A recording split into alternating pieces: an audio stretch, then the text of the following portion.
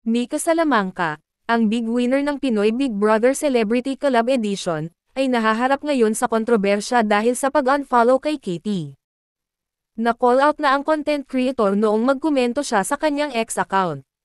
Pinagsabihan siya ng ilang netizens na maghinay-hinay sa kanyang mga pagmumura dahil isa siyang celebrity.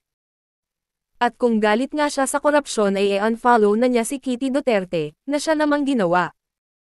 Mas lalong napuna siya nang mag-unfollow siya kay Kitty Duterte, na tinuring siya matalik na kaibigan.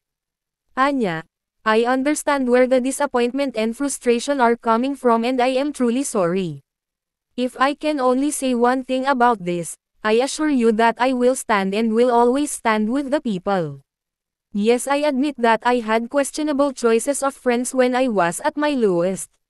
But one thing has always been clear to me, I have always made sure to stand my ground even during those times.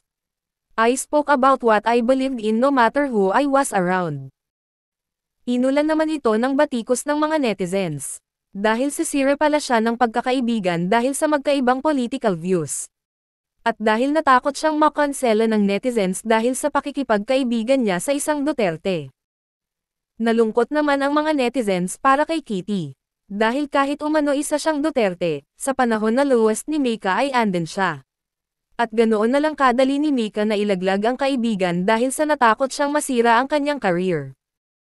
Pwede naman umanong manatiling magkaibigan kahit magkaiba ang political views. Pinatotohanan lang umano ni Mika Salamanca ang kanyang pagkamangagamit. Sa kalagitnaan ng kompetisyon ng PBB ay nilaglag din niya si Bianca De Vera sa face-to-face nominations. Kung saan ay nasaktan ng husto si Bianca dahil hindi niya inakalang magagawa umano yun ni Mika, dahil naniwala siyang tunay ang kanilang pagkakaibigan. Naiintindihan na umano ng mga netizens ang naging galit ni Finest China sa kanya. Hindi umano magandang ehemplo si Mika. Wala umanong isang salita, at manggagamit umano. Iiwan ka lang raw pala sa ere kung wala ka ng silbi sa kanya.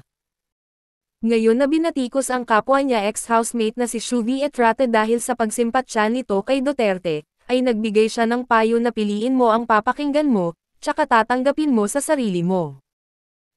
Kung meron kang mistake, own it, say your sorries, change parang constructive criticism, take it pero kung hate lang let it go.